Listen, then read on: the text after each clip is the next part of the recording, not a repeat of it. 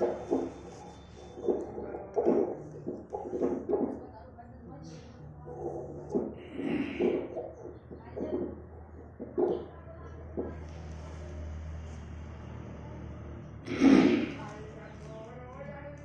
संत बाबा देवी साहब की वाणी, सदगुरु बाबा देवी साहब की वाणी, चिता में जलने और कब्र में दाखिल होने के पहले मोक्ष प्राप्त करो। जीव के उद्धार का मार्ग हर एक मनुष्य के अंदर में मौजूद है। जब तक कि कोई जीव इस पर न चलेगा, धर्म और पंथ का असली फल मोक्ष नहीं हो सकता है। ऐ मनुष्य, तीर्थ, व्रत, नमाज और हज करने से तुझको शांति न होगी। यदि शांति चाहता है तो सत्पुरुषों का सत्संग और अंतर्मुख साधन कर। वैदिक धर्मी मुसलमान ईसाई कुछ बने रहो, परंतु दुनिया में सुख दुख भोगते हुए अंतर में बिना अभ्यास के एक दिन भी मत रहो। पहले आध्यात्मिकता रखो, फिर सदाचारिता, और तब सामाजिक नीति, फिर राजनीति। जिस देश के लोगों में आध्यात्मिकता अधिक होगी, वहां के लोग अधिक सदाचारी होंगे। जहां के लोग सदाचारी होंगे, वहां की सामाजिक नीति अच्छी होगी, और जहां की सामाजिक नीति अच्छी होगी, वहां की राजनीति कभी बुरी हो नहीं सकती। ऐ मनुष्य, यदि अनंत और सर्वव्यापक प्रभु को जानना चाहता है तो आंतरिक दृष्टि को सूक्ष्म बनाने के लिए बिंदु रूप का ध्यान कर, जो ईश्वर सर्वव्यापी, अपरंपार, शांति युक्त है, उसको लोग क्यों नहीं पहचानते? जैसे लाश से लपेटी हुई लकड़ी लाश से आवरणित है, उसी प्रकार जीव माया से आवरणित है। किंतु जिस प्रकार उस लकड़ी को अग्नि के तेज में रखने से लाह पिघल कर नीचे गिर जाती है, केवल लकड़ी रह जाती है, उसी प्रकार ध्यानाभ्यास करते करते सब जड़ आवरण उतर जाते तथा केवल शुद्ध आत्म तत्व अकेला रह जाता है, और इसी अवस्था में रहकर परमात्मा को प्राप्त करता है। सच्चा तीर्थ वह है कि जहाँ कोई संत महापुरुष रहता है, भले ही वहाँ कोई मंदिर या नदी इत्यादि न हो। सच्चा हवन वह है कि मनुष्य अपने स्वयं को वासनाओं और ज्ञान को ज्ञान अग्नि में आहुति दे, इससे मनुष्य देवता बन जाता है। संत मत का सच्चा उपदेशक वह है जिसके हृदय, वाणी और कर्म में भेद नहीं है, अर्थात मनसा वाचा कर्मणा एक है। जैसा मन में होता है वैसा ही वाणी सिखाता है और तदनुकूल आचरण करता है। महात्माओं के केवल दर्शन से ही किसी का कल्याण नहीं होता, उनके वचनों का श्रवण, मनन और निधिध्यासन करने की आवश्यकता है।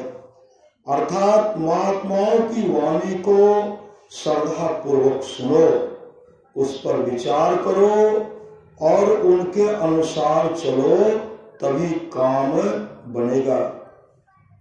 सच्चा शिष्य वह है जो गुरु को परमात्मा के तुल्य जानकर आदर करे उनके निष्कपट भाव से सेवा करे और उनकी आज्ञाओं के अनुसार चले। संसार में दो प्रकार का धर्म है, एक उधार और दूसरा नगद। उधार धर्म वह है जिसमें मृत्यु के पश्चात मोक्ष का विश्वास किया जाता है, और नगद धर्म वह है जिसमें जीते जी मोक्ष का अनुभव होता है। लोग उधार धर्म की चिंता में लगे रहते हैं। प्रत्येक सत्संगी को, चाहे वह स्त्री हो या पुरुष, यह बात ध्यान में रखनी चाहिए कि जब से वह सद्गुरु की शरण लेकर सत्संग में सम्मिलित होता है, उसका दूसरा जन्म प्रारंभ हो जाता है। अब उसको पहले बेढंगी चाल पर ही न चला जाना चाहिए, किंतु अपना चरित्र दिनों दिन उज्जवल और निर्मल बनाने का प्रयत्न करना चाहिए, जिससे किसी को गुरु और सत्संग के लिए अनुचित शब्दों के प्रयोग करने का अवसर प्राप्त न हो। जो अपने परिश्रम के बदले में सिद्धि भक्ति की अभिलाषा रखते हैं, उनको परम प्रभु का सच्चा भक्त नहीं कहा जा सकता। न अपने धाम में पहुंचने के योग्य है। जिसने मन को अपना लिया, जिसने प्रभु को अपना लिया, जिसने प्रभु को अपना लिया, सिद्धि भक्ति तो उनके पीछे आप ही लगी फिरती है, उनको नहीं खोजना पड़ता। संत मत किसी नवीन मतिया पंथ का नाम नहीं है, किंतु वह एक सनातन सुगम मार्ग है जो सब में होता हुआ भी सबसे न्यारा है। और इस पथ पर चलने का सभी मनुष्य को, चाहे वह किसी जाति के हो, स्त्री हो या पुरुष, गृहस्थ हो या विरक्त, सबका समान अधिकार है। छठा चक्र या आज्ञा चक्र केंद्र बिंदु प्रभु के महल का फाटक है। जो परम प्रेमी और अभ्यासी बहुत परम विरही होकर प्रभु के दर्शन के लिए उस द्वार पर धरना देता है, द्वार की ओर एक नजर से देखता रहता है, वहां से बाहर धकियाए जाने पर भी बारंबार वहां ही जा पड़ता है। यदि वह उस द्वार से अपनी नजर को नहीं विचलता है तो प्रभु उस पर द्रव्य बिना नहीं रह सकते, और वे अपनी बिंदु रूपी विभूति को उसकी अगुवानी के लिए भेज देते हैं, जो अंधकार के वज्र कपाट को खोलकर उसे प्रभु के पास ले जाता है। प्रभु की दृश्य विभूति भेदमय है। संतों के मत में सबसे बड़ा पदार्थ मोक्ष है, और उस जगह तक दृष्टि नहीं जा सकती है। इसलिए शब्द का दूसरा कायदा वहां तक पहुंचने का है। संसार में उत्तम ढंग से बरतो, संसार में उत्तम ढंग से बरतो। जो कोई उत्तम ढंग से बरतते हैं, वे चाहे नर हो या नारी, आनंद ही आनंद में रहेंगे। संसार में रहने का अच्छा ढंग है 5 पापों को त्याग कर रहो। जन्म से कोई मनुष्य जाति लेकर नहीं आया है। अतः जो मनुष्य अपने को उच्च और दूसरे को नीच मानकर द्वेष करता है, वह अहंकारी बनकर अपना भी जीवन नष्ट करता है और दूसरों के लिए भी दुखदायी होता है। समस्त संसार के मनुष्य परस्पर भाई हैं और सबके भीतर आत्मिक उन्नति के लिए सच्चा और सरल मार्ग विद्यमान है। जो उस पर चलने का अभ्यास करेगा वह सर्वोत्तम पद में पहुंच जाएगा। सबका निर्वाह गृहस्थ पर ही निर्भर है। इसलिए तुम लोगों का चरित्र बड़ा ही सुंदर होना चाहिए। सबका निर्वाह गृहस्थ पर ही निर्भर है।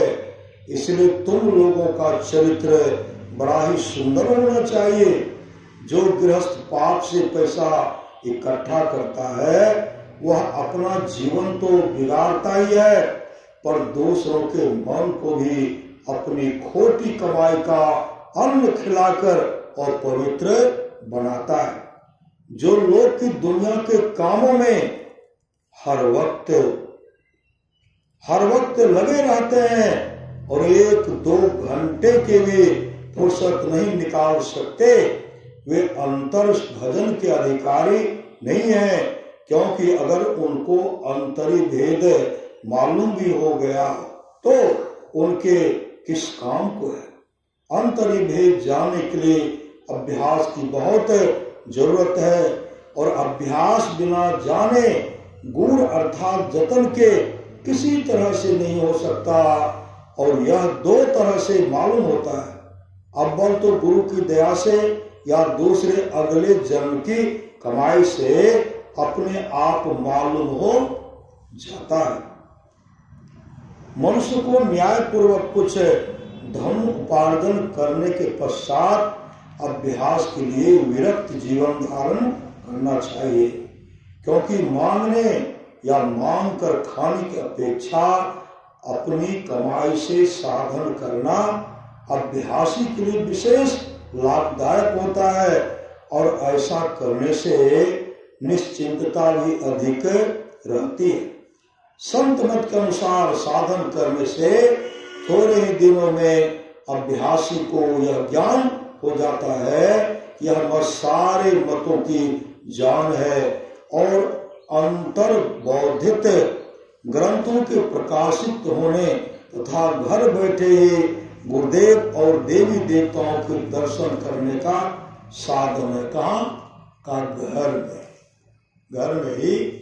घर में अगर हम लोग प्रेम से रहेंगे, सुमति से रहेंगे, अच्छा से श्रद्धा प्रेम से घर में रहेंगे तो भक्ति घर से होगा। श्री सद्गुरु भक्ति निशैनी मुक्ति की, भक्ति जो है मुक्ति की सीढ़ी है। निशैनी का मतलब होता है सीढ़ी। भक्ति निशैनी मुक्ति की संत चढ़े श्रद्धा है, जिन जिन मन आलस किया जन्म जन्म में पछताती है। श्रद्धा प्रेम है। आप लोग जानते होंगे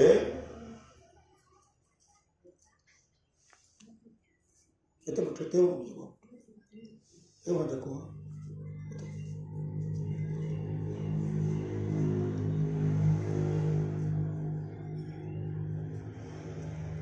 भगवान के 2 भक्त थे, पति पत्नी, दोनों भगवान के अनन्य भक्त थे।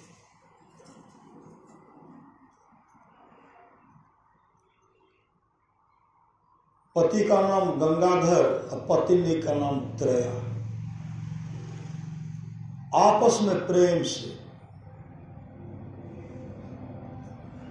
जहां सुमति तहां संपत्ति नाना, जहां अच्छी मति है, प्रेम है, वहां संपत्ति की कमी कभी नहीं होगी। श्रद्धा प्रेम से पति पत्नी रहते थे, लेकिन उनको कोई संतान नहीं हुई, कोई संतान नहीं। वो भगवान कृष्ण के अनन्य भक्त, पति पत्नी दोनों भगवान कृष्ण के अनन्य भक्त थे। पति पत्नी गए वृंदावन। वृंदावन जब गए तो भगवान कृष्ण का मंदिर था, उसमें भगवान कृष्ण का पावन विग्रह, बहुत सुंदर तस्वीर था। जाकर के प्रणाम करते हैं, और प्रणाम करके जब वहां से निकले तो भगवान कृष्ण का एक सुंदर मूर्ति ले ली। मूर्ति लेकर के आए। पति पत्नी बहुत श्रद्धा से उनको पूजते थे, बहुत श्रद्धा से। स्नान भी कराते थे, क्योंकि संगमरमर का मूर्ति था, स्नान कराते थे। स्नान करा करके उनको आसनी देते, बैठाते थे, और तब नैवेद्य चढ़ाते। नैवेद्य प्रसाद जो श्रद्धा से जो बना, वो बना करके उनको चढ़ाते थे। बराबर का काम था। जाड़े के समय में मेरे ललना को कभी इष्ट कहते थे, कभी कहते मेरा पुत्र है। ऐसे पंखा झेलते रहते, गर्मी के समय पंखा झेलते थे। और जाड़े के समय में राजाई ओढ़ा देते थे कि मेरे ललना को, मेरे गोविंद को कहीं ठंड नहीं लग जाए। मतलब उनका दिनचर्या बन गया, दैनिक चर्या उनका हो गया। गंगाधर क्या करते थे? सब्जी खरीद करके बाजार में बेचते थे। सब्जी खरीद करके बाजार में बेचते थे। संजोग से एक दिन की बात है, गंगाधर गए बाजार। अब बाजार गए तो वहां फिसल गए। अब फिसल जब गए तो वो बेसुध गिरे हुए, श्वास चल रही है, लोग उनको उठा रहे हैं, गंगाधर जी उठिए ना, गंगाधर जी उठिए ना। बहुत प्रयास किए लेकिन गंगाधर जी टस से मस नहीं कर रहे। बाजार के लोग गंगाधर के पत्नी त्रया को खबर करते हैं, गंगाधर को ले जाइए, गंगाधर बेहोश पड़े हुए।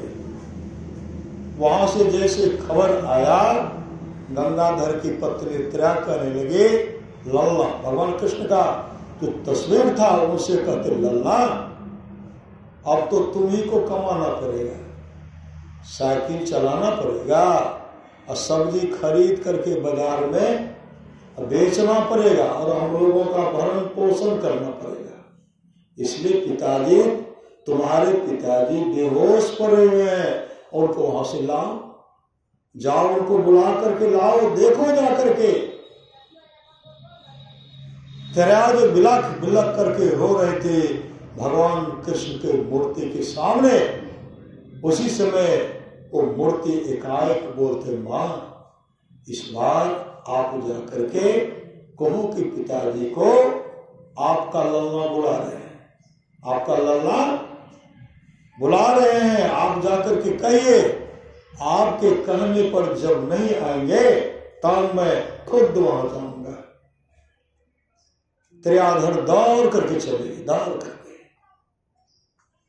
और गंगाधर के पास कहने लगी, आप सोए हुए हैं, बेहोश में पड़े हुए हैं, आपका लल्ला, मेरा लल्ला आपको बुला रहे हैं। जैसे कहते मेरा लल्ला, आपका लल्ला आपको बुला रहे हैं। गंगाधर उठ करके बैठ गया, बैठ करके चल दिए, दौड़ लगाए। दौड़ लगाते हुए जैसे आए ना, लल्ला लल्ला पुकार रहे हैं। गंगाधर कहते मेरा लल्ला कहाँ है? त्रिया भी दौड़ करके आए।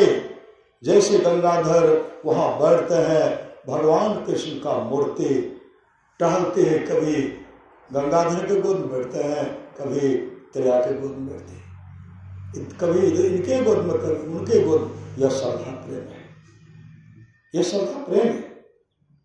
योग वासिष्ठ में पढ़िए, भगवान श्री राम है और वशिष्ठ जी का संवाद है, जो वाणी विचार के द्वारा अपने विचार से, सुंदर विचार से पिताजी को प्रसन्न कर लेते हैं।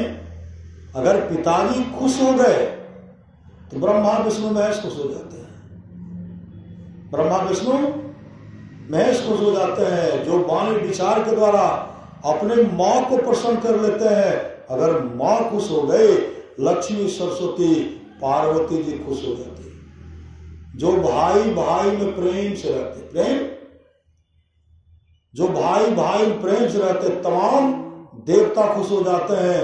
जो गोतनी गोतनी में प्रेम से रह रही हैं, तमाम देवियां खुश हो जाती हैं। जो गुरु को प्रसन्न कर लेते हैं, विश्व ब्रह्मांड में जितने ऋषि मुनि हैं सब खुश हो जाते हैं। कहीं जाने का आवश्यकता है? पहले तो लाख लाख वर्ष तपस्या करते थे, कई लाख वर्षों तक तपस्या करते थे। और कलयुग में ऐसा व्यवस्था है, अगर आप श्रद्धा प्रेम से रह रहे हैं, आप कहीं जाइए नहीं जाइए, अगर आपके अंदर में जिन देवता के प्रति, जिन इष्ट के प्रति श्रद्धा प्रेम है, वो आपको दर्शन देंगे, आपको दर्शन देंगे, आपका काम बना देंगे। लेकिन आपके जीवन में चाहिए सदगुरु चाहिए। सदगुरु भगवान श्री राम की वाणी सुन रहे थे, कर्णधार सदगुरु दिरनावा, दुर्लभ साध सुलभ करी पावा। जीवन में सदगुरु चाहिए।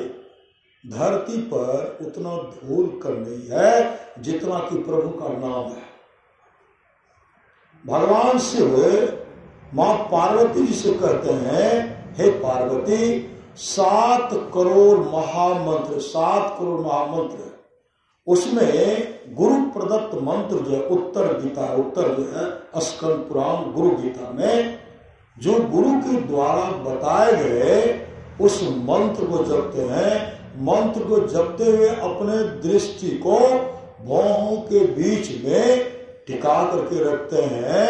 अगर थोड़ा भी अंदर में प्रकाश का झलक हो गया, थोड़ा भी आपका सिमटा हो गया, आपका जीवन मंगलमय होगा और प्रकाश का दर्शन करते हुए शब्द के सहारे आप मोक्ष धाम को चले जाएंगे। अभी जो है, अभी कुंभ मेला लगा हुआ ना,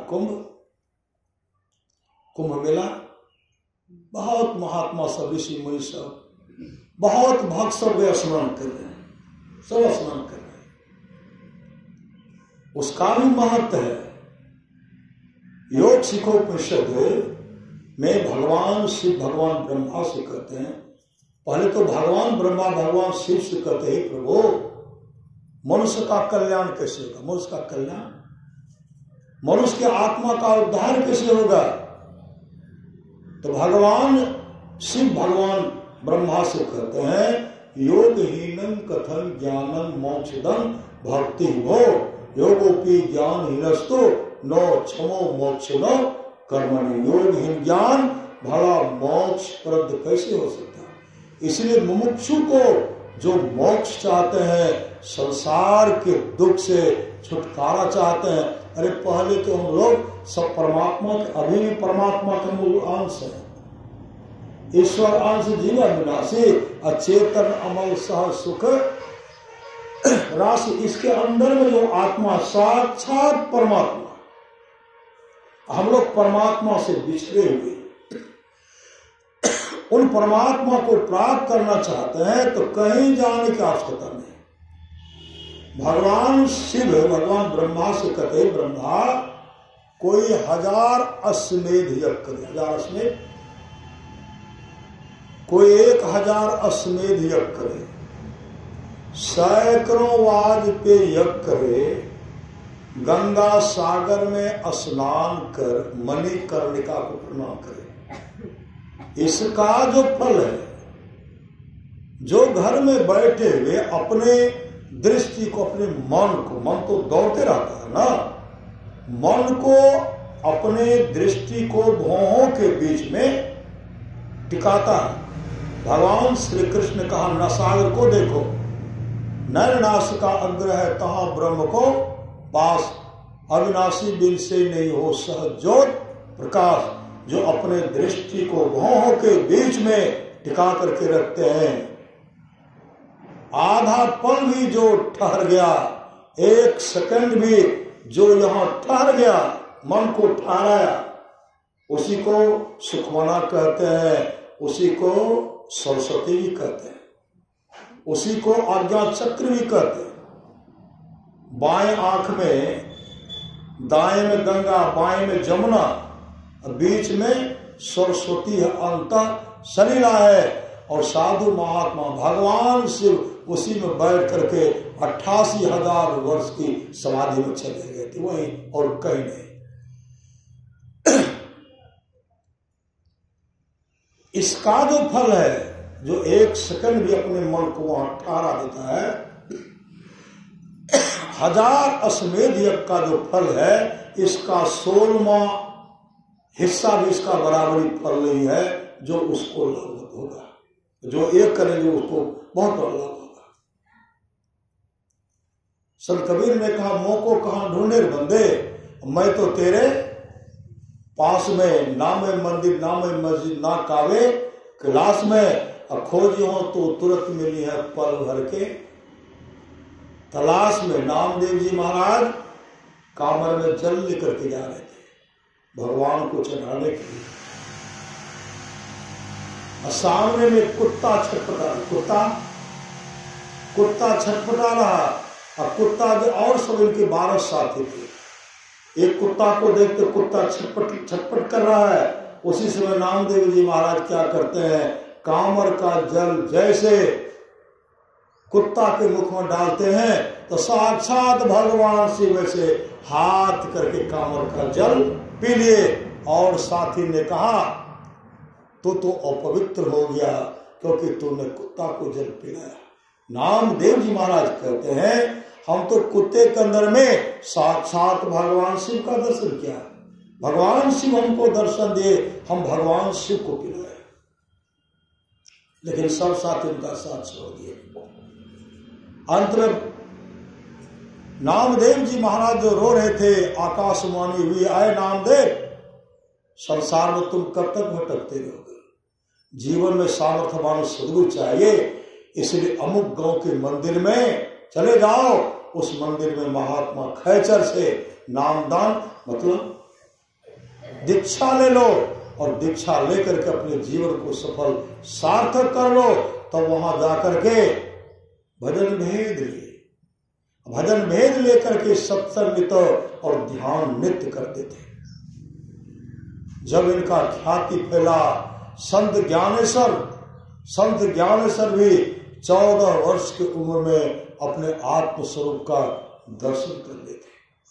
14 वर्ष की उम्र में 1400 वर्ष के चांद देव जी महाराज का एक गुरु बने और उनको नाम दान दिए कि दृष्टि योग, मानव जप, मानव ध्यान और दृष्टि योग की क्रिया, नदानुसंधान की क्रिया कैसे करेंगे, कैसे मानव का जीवन सफल होगा, वह युक्ति बताए।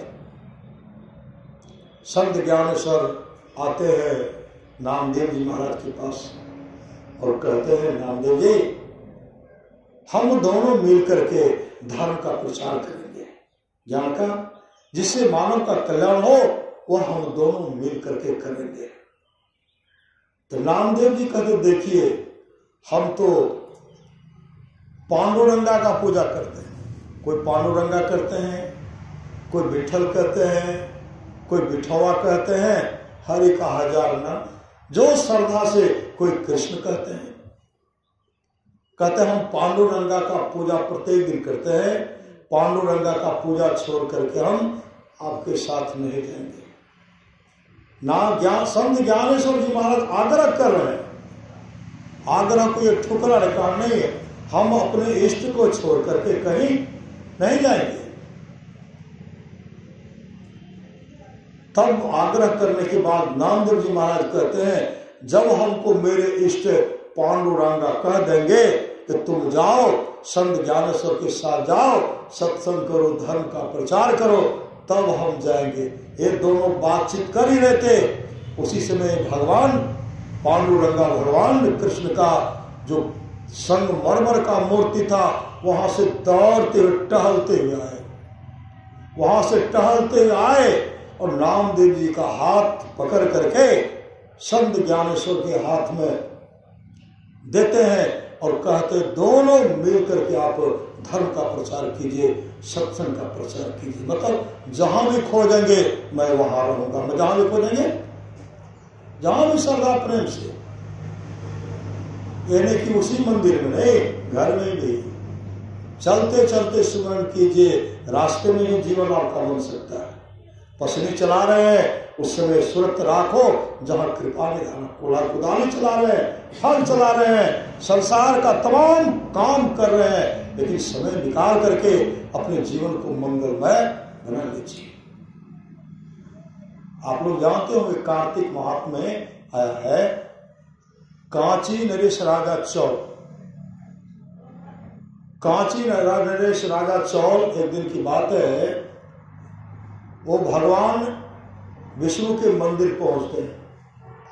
भगवान विष्णु के मंदिर जब पहुंचे तो देखते बहुत सुंदर पावन विग्रह, भगवान विष्णु का पावन विग्रह, बहुत सुंदर मूर्ति है। कांची राजा प्रजा के साथ मुद्गल ऋषि को साथ में ले लिए, बड़े बड़े विद्वान ज्योतिषाचार्य पंडित को साथ में लिए। बहुत सिपाही हैं, प्रजागण हैं, मंत्री हैं, अब पूरे से जाए जाए कार्य करते हुए जा रहे हैं। कांची नरेश राजा महाराजा चौल की जय जय जयकार करते हुए जा रहे हैं। जैसे मंदिर पहुंचे ना, जैसे मंदिर पहुंचते हैं, राजा साहब गए, भगवान विष्णु का जो पावन विग्रह था ऐसे हाथ जोड़ करके खड़े हैं और राजा साहब के द्वारा चढ़ाया या चढ़ौआ सोना चांदी हीरा जवाहरात चढ़ा दिए भगवान विष्णु के पावन विग्रह में, चरण के पास चढ़ाए और मन में ऐसे आंख बंद करके कहते हैं, हम तो बहुत बड़े दानी हैं, हम तो भगवान को सोना चढ़ाए, भगवान को हीरा चढ़ाए, भगवान को जवाहरात चढ़ाए, मतलब हमसे बढ़कर के दानी कोई नहीं। एक आंख बंद करके जो मन में यही सोच रहे थे, उसी समय एक गरीब भक्त था विष्णुदास। विष्णुदास गरीब भक्त था। विष्णुदास क्या करते, मंदिर प्रवेश के, मंदिर प्रवेश करने के बाद उनके हाथ में फूल था, फूल, न सोना है, न चांदी है, न हीरा है, न जवाहरात है, न रुपया है, लेकिन हाथ में फूल है, फूल। फूल लेकर के जैसे भगवान विष्णु के चरण पर रखते हैं, राजा साहब जो अपना चढ़ौआ चढ़ाए थे, राजा साहब का तमाम चढ़ौआ जो उसी में ढक गया। अब चढ़ौआ नहीं दिखलाई पड़ रहा, सोना चांदी नहीं, हीरा जवाहरात दिखलाई नहीं पड़ रहा है, दिखलाई क्या पड़ रहा है, जो फूल चढ़ाए थे फूल दिखलाई पड़ रहा है। राजा साहब आंख खोलते हैं और देखते हैं कि मेरे चढ़ौआ का किसने अपमान किया, मेरे चढ़ौआ का किसने अपमान किया। पीछे जब मुड़ करके देखते हैं, एक गरीब भक्त है विष्णुदास, गरीब व्यक्ति है विष्णुदास, पीछे में खड़े हैं और एक टक प्रभु को देख, महापुरुष की वाणी है, निहारो यारो गुरु मूर्ति की ओर, गुरु मूर्ति सुरति बिच निरखो तब उर होत इंजोर, कभी जीवन बन जाएगा। एक टक भगवान विष्णु को देख रहे थे। कांची नरेश राजा चौल उनको डांटते कहते हैं कि मेरे बराबर में तू मंदिर प्रवेश कर गया, हम राजा हैं, राजा, और एक गरीब होकर के तू मंदिर प्रवेश कर गया और मेरे चढ़ौआ का तुमने अपमान किया है। राजा साहब तो डांट रहे हैं, मंत्री भी डांटने लगे, सिपाही भी डांट रहे, तमाम उनको डांट रहे। उसी समय गरीब भक्त विष्णुदास मंदिर से निकलते हैं, लेकिन उनके जीवन में सदगुरु था, वो भजन भेद लिए थे, नाम का सुमरन करते हुए चल रहे। राजा साहब डांटते हुए अपने राज दरबार में पहुंचे। अब विष्णुदास का घर राजा साहब के घर के आगे में था, वहां जाकर के मंदिर में प्रवेश कर गए। राजा साहब तरह तरह से डांटे, बड़े बड़े विद्वान पंडित को बुलाए।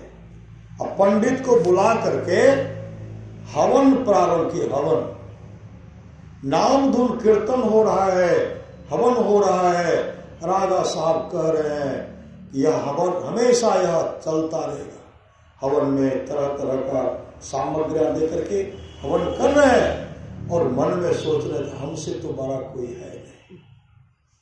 कांची नरेश राजा चौल जो इस तरह विचार किए तो विष्णुदास के मन में हुआ राजा साहब के पास सुंदर व्यवस्था है और राजा साहब में तो उनको किसी चीज की कमी तो है नहीं।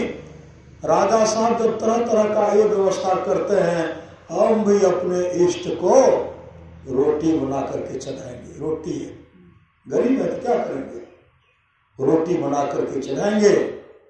विष्णुदास क्या किए, स्नान करके रोटी बनाए, स्नान करके रोटी बनाए और फिर गए स्नान करने के लिए। स्नान करेंगे तब ना फिर से चढ़ाएंगे। जैसे गए स्नान करके आते रोटी हो गई चोरी, रोटी चढ़ा नहीं पाए। फिर दूसरे दिन स्नान करके रोटी बनाते हैं, फिर ये स्नान करने के लिए स्नान करके आते रोटी हो गई चोरी।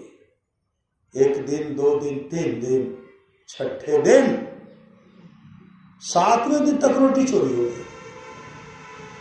7वें दिन की बात है, स्नान करके रोटी बनाए। जैसे वे स्नान करने के बाद वो मन में कहते हम तो रोटी बनाते हैं लेकिन हम अपने इष्ट को रोटी चढ़ा नहीं पाते हैं। इस तरह का जो हमेशा मन में सोच रहे थे, 7वें दिन स्नान करके रोटी बनाए और जैसे गए फिर स्नान करने के लिए, वहां से एकाएक अंतः प्रेरणा आवाज हुई, है विष्णुदास तुम रोटी बनाते हो और रोटी चढ़ा नहीं पाते हो, तुम्हारी रोटी चोरी हो जाती है। चोर को कब पकड़ोगे? चोर को भी तो पकड़ना है, इसलिए स्नान को छोड़ो और दौड़ो चोर को पकड़ो। जैसे वहां से दौड़ करके आते हैं, देखते दीनहीन अस्थि पंजर सटा हुआ है, काला कलोटा है, मुंह में स्याही पड़ा हुआ है, पांव में दीवार फटा हुआ है और देखते उनके हाथ में रोटी है। रोटी उसी समय विष्णुदास कहते हैं आखिर में चोर पकड़ा ही गया। आखिर में चोर पकड़ा ही गया। और यह कर जैसे कहता आखिर में चोर पकड़ा गया, वो दीनहीन तो भागने लगे और विष्णुदास चूल्हा के पास गए। चूल्हा के पास जो घी था, घी का कटोरा था और कटोरा लेकर के पीछे से दौड़ लगाते कहते हैं अतिथियों रुको, सूखा मत खाओ, घी तो लगा करके खाओ। अतिथियों रुको, सूखा मत खाओ, घी तो लगा करके खाओ। पीछे पीछे दौड़ रहे हैं और वो दौड़ते हुए जो दीनहीन थे आगे में फिसल करके गिर गए। जैसे फिसल करके गिर गए, एक हाथ है जमीन पर, जिस हाथ में रोटी है वो हाथ है ऊपर। एक हाथ जमीन पर, जिस हाथ में रोटी है वो हाथ है ऊपर। उसी समय विष्णुदास दौड़ते हुए उनके हाथ से रोटी लेते हैं और घी के कटोरा में डुबाते हैं और उनको खिलाते हैं, ठोस ठोस करके खिलाते हैं। कुछ देर के बाद क्या देखते, जमीन पर शंख चक्र गदा पद में रखा हुआ है। उसी समय वो दीनहीन कोई दूसरे नहीं थे, साक्षात भगवान विष्णु थे। भगवान विष्णु प्रकट हो गए और विष्णुदास को हृदय से लगाए। भगवान विष्णु का जो रूप स्वरूप था वही रूप स्वरूप भगवान विष्णु विष्णुदास को दिए। वैकुंठ लोक से विमान आया, भगवान विष्णु उनमें कोई अंतर नहीं रहा। उनको विमान पर बैठा करके भगवान विष्णु के पार्षद हरि कीर्तन करते हुए वैकुंठ लोक लेके चले गए और वैकुंठ लोक का पहला द्वारपाल उनको बनाए। जैसे भगवान विष्णु प्रकट हो गए, कांची राजा चौर उधर से देख रहे थे कि विष्णुदास प्रकट हो गए। भगवान विष्णु प्रकट हो गए, विष्णुदास को अपने रूप और स्वरूप जैसा बना करके विमान पर बैठा करके लेके चले गए। उस समय जो उनके अंदर में अहंकार था, अहंकार चूर चूर हो गया। बड़ा मैं नहीं, बड़ा तो विष्णुदास, बड़ा तो विष्णुदास है, क्योंकि विष्णुदास उनको दर्शन दिया। मेरे अंदर में तो अहंकार था कि मैं राजा, हमसे बड़ा कोई भक्त हो ही नहीं सकता है। लेकिन भगवान, महापुरुष की वाणी है, भगवान भाव के भूखे होते हैं। भगवान भाव के भूखे होते हैं। भाव का भूखा हूं मैं, भाव एक सार है, भाव वाले भक्त का भरपूर मुझ पर भार है। भाव से मुझको मिलाता, भव से मेरा पार। इसलिए श्रद्धा प्रेम से कहीं खोजेंगे वो परमात्मा मिलने वाले नहीं है। वो परमात्मा आपके अंदर में, वो परमात्मा आपको दर्शन देंगे। लाख करो तुम पूजा, तीर्थ करो हजार, दीन दुखी को ठुकराया तो सब कुछ है बेकार। गरीबों की सुनो, वो तुम्हारी सुनेगा। तुम 1 पैसा दोगे, वो 10 लाख देगा। इस श्रद्धा प्रेम से मार्कंडेय पुराण को पढ़िए, गरुड़ पुराण को पढ़िए। अभी जो लोग सत्संग कर रहे हैं, परम पूज्य है पिता तुल्य डॉक्टर साहब का पुण्यतिथि है। सबके जन्मदिन, सबके मुंडन संस्कार सबकी छठी शिला, सबके पुण्यतिथि के अवसर पर सत्संग नहीं होता। ये अपने जीवन की बातों को सत्संग के हवाले किए थे। कहते जिनके प्रथम पुण्यतिथि के अवसर पर सत्संग होता है, पापी से भी पापी हो नरक से निकल करके स्वर्गलोक को चला जाता है। भक्त मरे क्या रोइए, वो तो अपने घर जाए, रोइए साकट बाप रो जो हाथों हाथ बेकार। उन परमात्मा का जो हम लोग क्या मना रहे हैं, पुण्यतिथि मना रहे हैं। पुण्यतिथि मनाना अपने माता पिता के आज्ञा का पालन करना है, उनके अनुसार चलना है, जैसे वो चलते थे उस पर चलना है। श्रद्धा पूर्वक किसी तरह से हमारे पूर्वज को, हमारे चले गए वंशज को किसी तरह का ठोकर नहीं, ठेस नहीं पहुंचे, वैसा काम हम लोगों को शुभ काम करना चाहिए। मार्कंडे पुराण को पढ़िए, मार्कंडे पुराण में आया है, जो अपने पिताजी को भोजन नहीं देते, माँ को भोजन नहीं देते हैं, चुरा करके चुप्पे चाप खा लेते हैं। गरुड़ पुराण को पढ़िए, गरुड़ पुराण में आया है, जो सुंदर सुंदर भोजन बना करके किवाड़ बंद करके, पतियों को पता नहीं, सही सदगुरु, पति को पता नहीं तो माता पिता को पता रहेगा।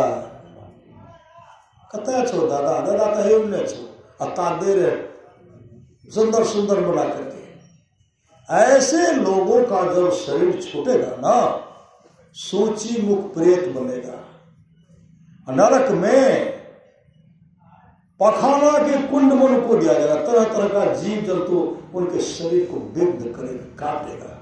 उस समय चीखेगा, चिल्लाएगा, और जमराज कहेंगे जम दो तो इसको कूटो तो खूब बढ़िया से। जब कुटाई होने लगेगी ना, उनके मुख से निकलेगा पानी। देखते किसी को भूत लगता तो आज तक मान लगे कि हमारा रसगुल्ला दे रहे, किसी के यहाँ हम तो नहीं, जो भूत मांगा पानी ये मांगा, श्री सदगुरु दूध हो दादा, बड़ा दूध खा रही, छालीदार काजू किशमिश रस कदम खा रही, रखल से दादा ते बैठा मांगेंगे, केटा पर छालीदार दहिए नहीं मांगेंगे, पानी मांगेंगे, पानी पानी पानी ने धारा रो पी लेते हो नहीं। एक बूंद पानी पीने में जो सूची मुख प्रेत बनता है ना, एक भूत शब्द है, एक बूंद पानी पीने में 1 वर्ष उसको लगता है। इसी पर किसी पर सवार हो जाता है, हमारा पानी लाओ, पानी लेते पट चल देते, मतलब कभी शांति नहीं हो। दीवानी मन भजन बिना दुख पई हो, छटपटाते हैं। तो जमराज कहते हैं जम दो तो इस पापी को पीटो तो। ये माँ को पिता को भोजन नहीं देता था, अब भोजन जब मांगते हैं तो बदबूदार पीप जो है ना, उसमें नुकीला जीव जंतु देते हैं, कैर पियो इसको। कैसे पिएगी, तो दुर्गंध हो रही है, नुकीला जीव जंतु है, ठोर को बिंद करेंगे, गले में छेद कर देंगे, छटपटाते हैं, कहते पिलाओ। अब कोई मांगते हैं पिताजी पानी मांगते हैं, माँ पानी मांगते हैं, पानी पिलाओ। अब आप फुर्सत नहीं छो, तब इतना फुर्सत है। अरे माता पिता ऐसे देखता है, बिना मांगे सब पुत्र का होगा, किसका होगा, पाले बच्चा पुत्र है, पोता उसी के लिए चल रहा, संग्रह हो रहा है। वो पानी मांगे तो समय पर पानी नहीं, भोजन नहीं, लाभ होगा। कभी परमात्मा खुश नहीं होंगे। उन परमात्मा को खुश करना चाहते हैं, माता पिता का सेवा कीजिए, पति का सेवा कीजिए, आपस में मेल से रहिए, ये लोग परलोक दोनों मंगलमय होगा। मांगेंगे पानी तो जमराज कहते कभी तो पानी पिलाता नहीं था श्री सदगुरु, कभी तो माता पिता को पानी नहीं पिलाता था। ऐ जम दो तो इसको गरम गरम खून पिलाओ, खून उसमें भी दुर्गंध, हम नहीं पीवे, पीना तो पड़ेगा ही। गीता में स्वामी कहते हो गंगाराम तेरा सुरना पिंजरा पुराना हो गया, तुम बैठा है खामोश, तेरा साथी रवाना हो गया, मौत रूपी बिल्ली बैठी है तेरी ताक में, मूड तू पछताएगा, मिल जाएगा जब तू राख में। ओ मुसाफिर कर तैयारी, गाड़ी आने वाली है, तत्काल ही छूट जाएगी, सीटी बजाने वाली है, मौत रूपी डाक गाड़ी जिस समय आएगी कहीं गीतानंद यहाँ की सारी संपत्ति यही रह जाएगी। रे मन मुसाफिर निकलना पड़ेगा, हम नहीं निकल गए, हम तो गाड़ के रखने चाहिए, गाड़ के रखे तो शरीर छूटने के बाद विषधर सर्प बन करके उनको जोगने के लिए जाना पड़ेगा। जिनके लिए संग्रह करके जमा किया है उन्हीं के द्वारा आपकी मृत्यु होगी, वही आपको कूटेंगे। सर्प को देखते हैं, पता है कि कौन है? नानक देव जी महाराज जा रहे थे और देखते हैं बकरा हो, बकरा, और बकरा आकर के क्या करते थे, बराबर एक सेठ जी के गोदाम में जाकर के वो मकई खा ले, अनाज खा लेते थे। सेठ जी कहते देखो तो ये बराबर ही खाता है, पकड़ो तो। पकड़ करके लाए और दे रहे मुक्का, मुंदरी दे रहे। बकरा क्या करते हैं, सब दाना को बाहर कर दिए, दाना को बाहर कर दिए। कहते किसका बकरा खरीदो तो इसको, कौन इसका हत्या करेगा, इसके दांत मुड़ी एक मुंह में देता उसी को खाएंगे। हत्या कर दे, काटा गया, उनको मांस बना करके खाए। नानक देव जी महाराज को देखो आज पड़ोस में मांस जो खा रहे हैं उन्हीं के पिताजी का मांस खा रहे थे, पिताजी का मांस खा रहे।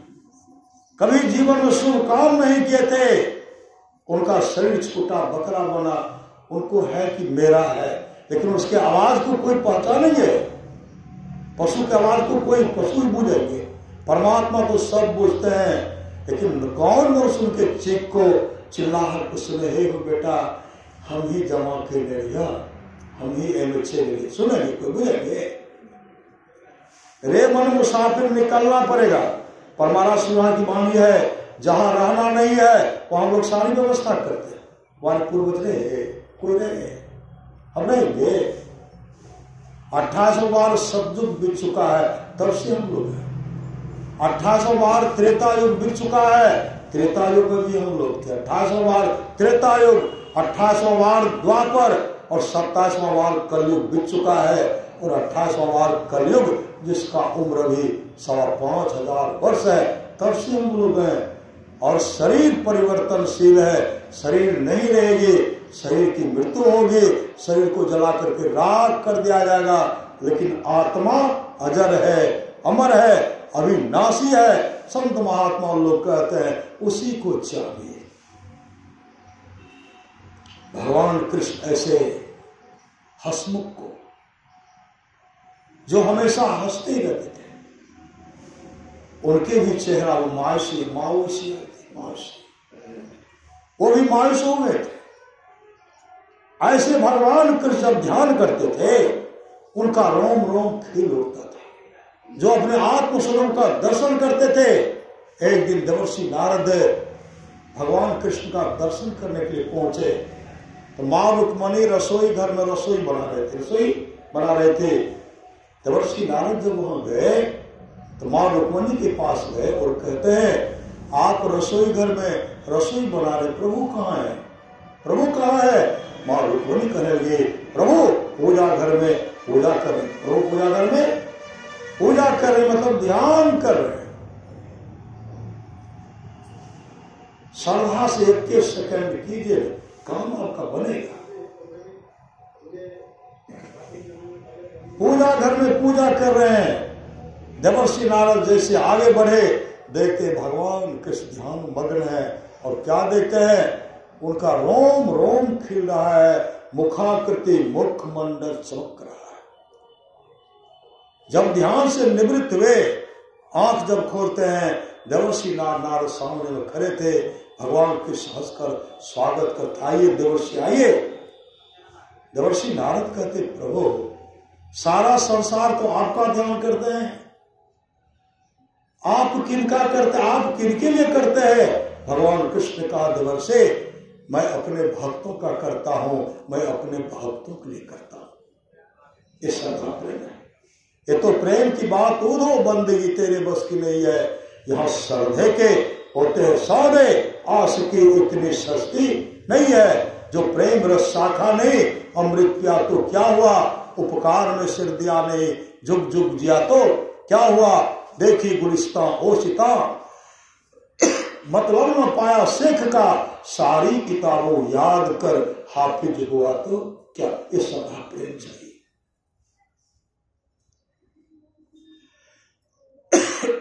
दिल्ली की घटना है। भगवान कृष्ण के एक अनन्य भक्त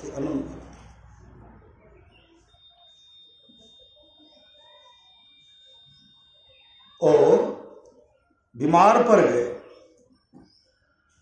बीमार पड़ने के बाद उनके मन में हुआ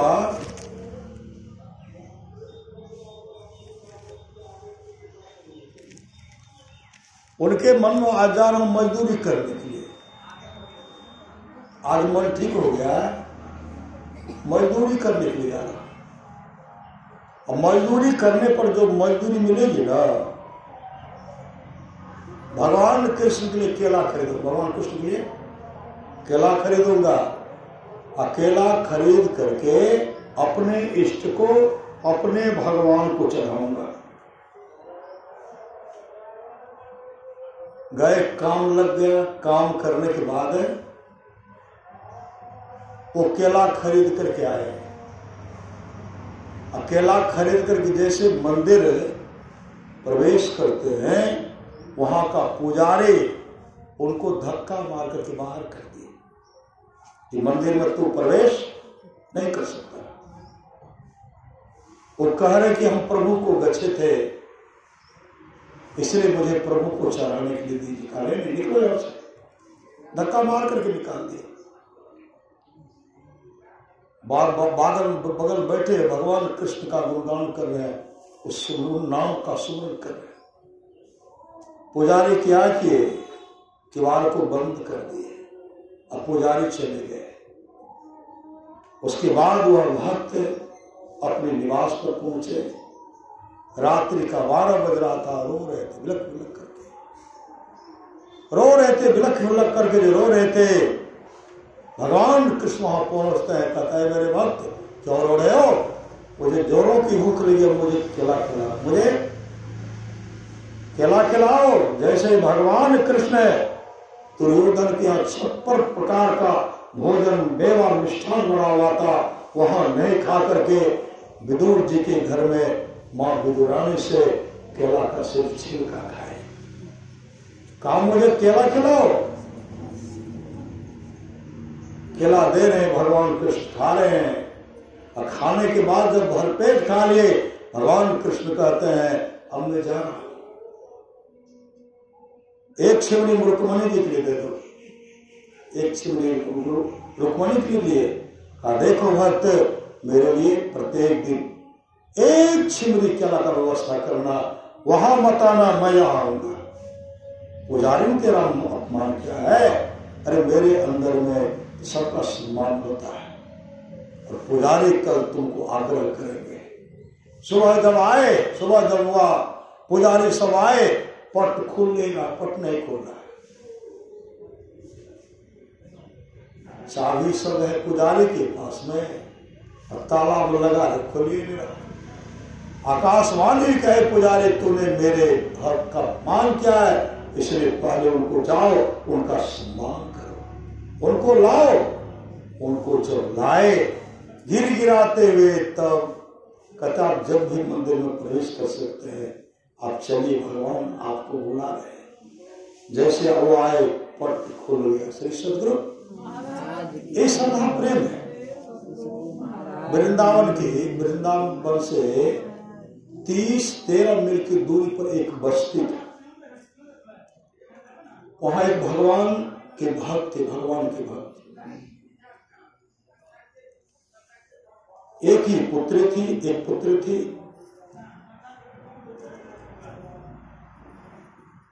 उनको एक पुत्री हुई जिसका उम्र हुआ 4 वर्ष। वो अपने माँ से कहनी, माँ सबका भैया है, मेरा भैया मेरा भैया, रक्षाबंधन का दिन था, रक्षाबंधन के दिन राखी बांधने के जाते हैं ना, राखी बांधने के लिए जब देखे पड़ोस में सब आ रहे हैं, अपने भाई को बांध रहे हैं, उस समय वो कह रही, माँ सबका भैया तो मेरा भैया। उसकी माँ कहे, तेरा भैया रहते वृंदावन में तो मैं अपने भाई को राखी बांधूंगी। रोने लगी। रक्षाबंधन के दिन जा करके वृंदावन गए और भगवान कृष्ण के हाथ में राखी बनवा दी, राखी बनवाई। धीरे धीरे शादी हो गई, शादी हो गए।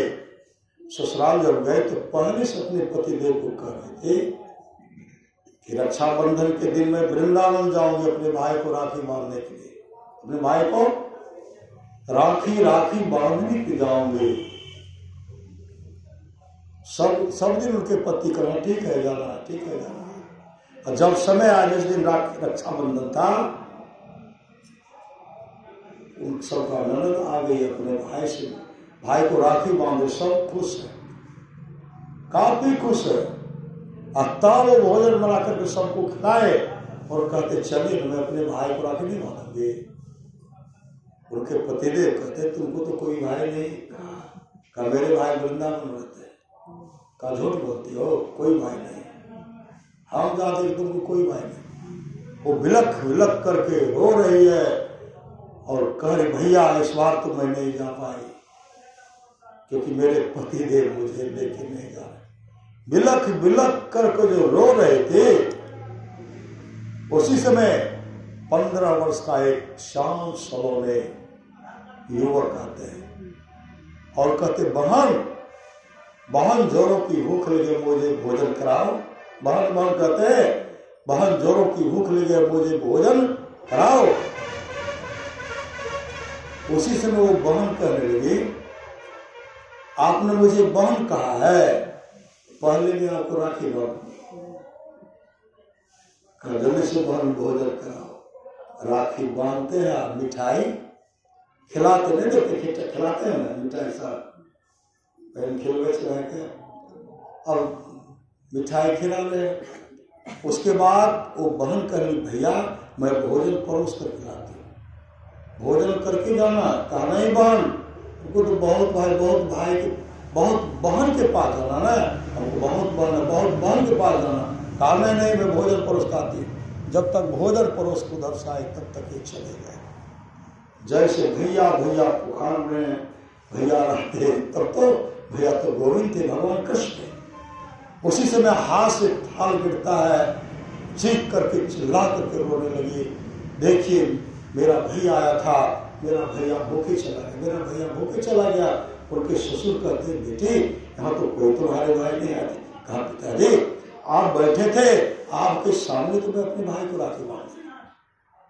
कहा हम तो नहीं देखे, हम तो नहीं, इतने विलख विलख करके रो रहे थे, मेरा भैया भूखा चला गया। उसी से उनके पति आए, पति को पूर्ण विश्वास हो गया एक साधारण नहीं, एक भगवान कृष्ण होंगे। उस उनके पति ने कहा, इस बार जो मैंने गलती की, इस बार तो आपने अपने भाई को राखी बांध दिया ना, अगले बार से मैं जाऊंगा तो वो चुप हो गए। ये श्रद्धा प्रेम है। हम लोग जो आज जो सत्संग कर रहे हैं, पुण्यतिथि के अवसर पर सत्संग कर रहे हैं, परमात्मा उनको जगह दे, सदगुरु उनको जगह दे। अमर मुनि का उपदेश है, 100 काम को छोड़ करके स्नान करना चाहिए, 1000 काम को छोड़ करके भोजन करना चाहिए, 1,00,000 काम को छोड़ करके सत्संग करना चाहिए, और करोड़ों काम को छोड़ करके अपने जीवन के बाग डोर को सदगुरु के हवाले करना चाहिए। भगवान श्री कृष्ण की वाणी है, निष्पाप को दर्जे, कोई कितना भी अश्लील कर ले, कृष्ण चंद्रायण आदि व्रत कर ले, उसकी द्वारा सुलभता से प्राप्त नहीं होता। बस एक सत्संग ऐसा दरिया है जिसकी द्वारा सुलभता से प्राप्त हो जाता, उस भक्त के वश में हो जाता और उस भक्त का परम कल्याण हो जाता। परमाराज सुंदर की वाणी है, थोड़ा सा भी सत्संग करो बड़ा लाभ होता है। जितना लाभ के बहुत धन के मिलने, बहुत विद्या के परमेश होता, उतना लाभ सत्संग होता है। नित्य नियमित ढंग से सत्संग करो, सत्संग से खाली कोई मत रहो।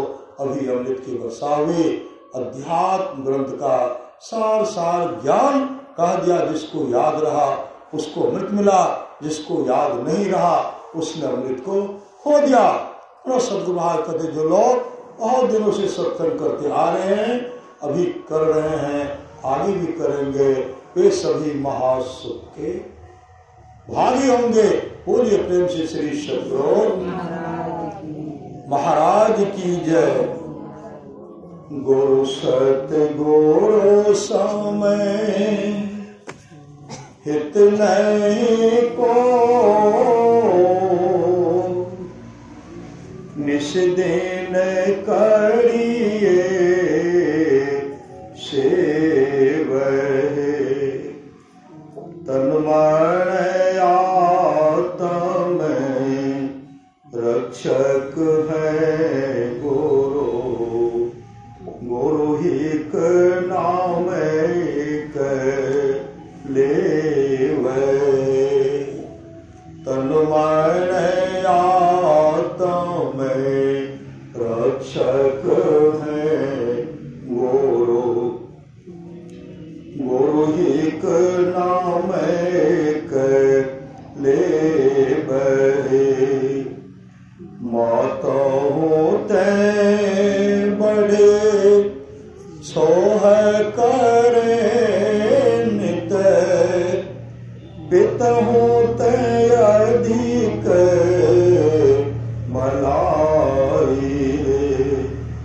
कुल मालिक होते बड़ी कृपा धारे, गुरु समय नाही सहाई। तन मन आत्म पद परवारिये, गुरु हित पट तर नाही। निस दिन चरण शरण में रहिए, और नवान पाई है।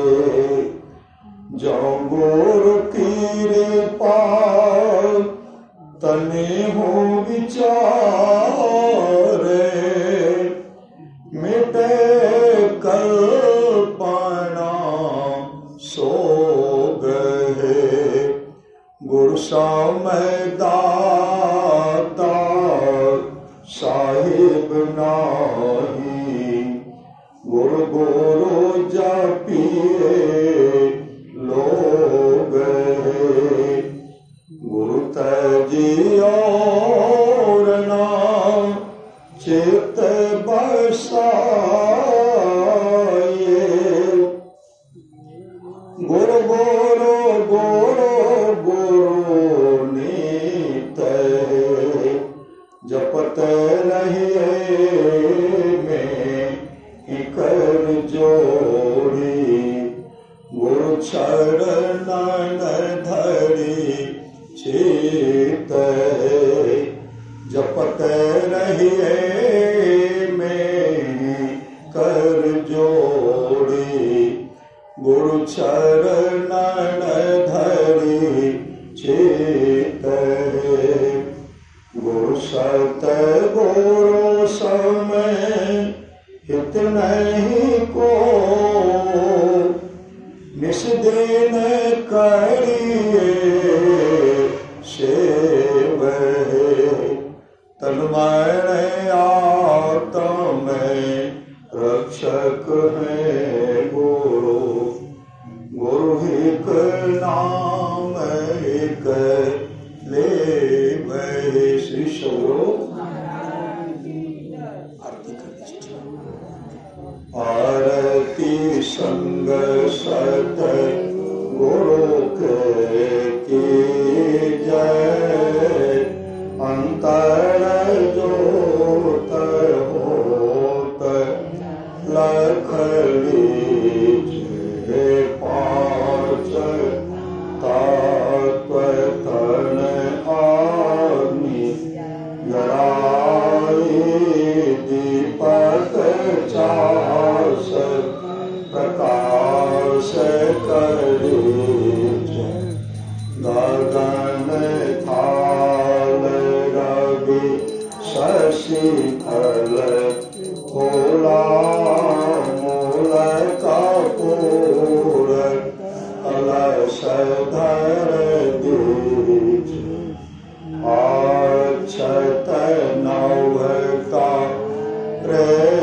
मुक्ता पोहा परमाल प्रभु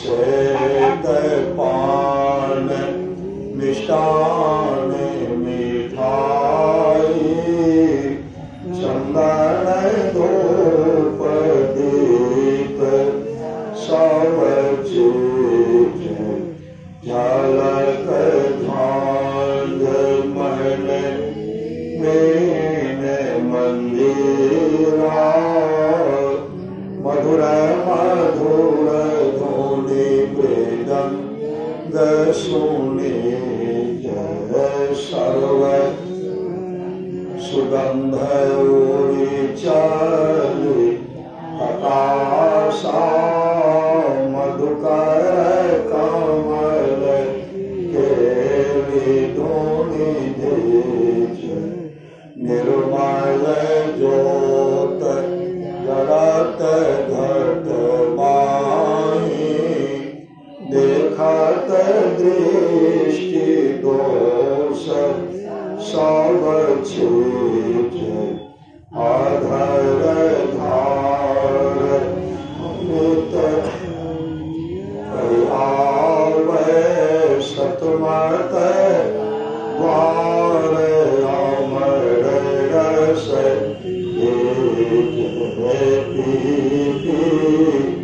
होय सूरत मत वाले चढ़ चढ़े मगिया में रसड़े जय कोट में छवि तेज उजाली अलख पार रखिला गलगे जय छिन छिन सुरत यादर पर राखे गुरु पर साद अगम में रस तीज गमकत करक करक गुरु धामा उलटिया लल तुलसी तन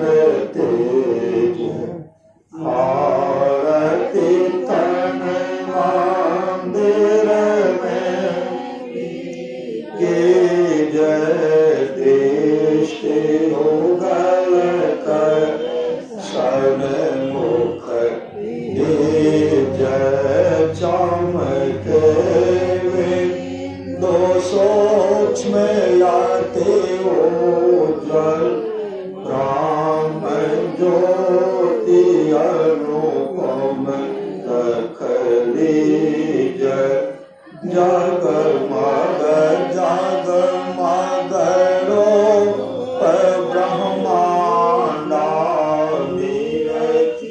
निरखि ज्योति तजदि जय शब्द सुरत आभ्यास सरल तर करी करी सा प्रसवद गही जय ऐसी जो गति काया गढ़ त्यागी भव ब्रह्म भेद सकल मल जय भव खंडन आरती निर्मल करी में अमृत रस जय आरती तन मंदिर में की जय दृष्टि गल कर सन्मुख दीज। बोलिए प्रेम से श्री सद्गुरु महाराज की जय, सब संतन की जय, सब महात्मा की जय। जय गुरु महाराज, जय गुरु महाराज, जय गुरु महाराज। श्री सद्गुरु महाराज की जय।